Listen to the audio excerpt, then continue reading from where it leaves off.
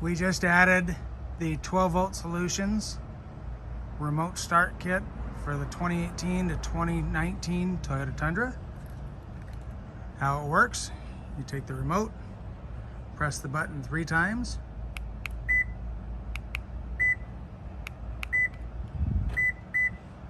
it locks,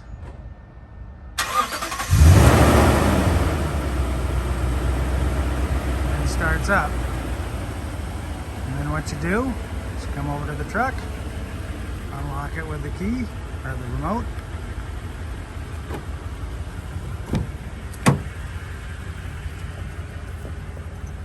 put the key in the ignition,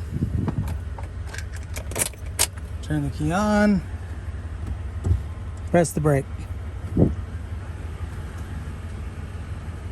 it's all good.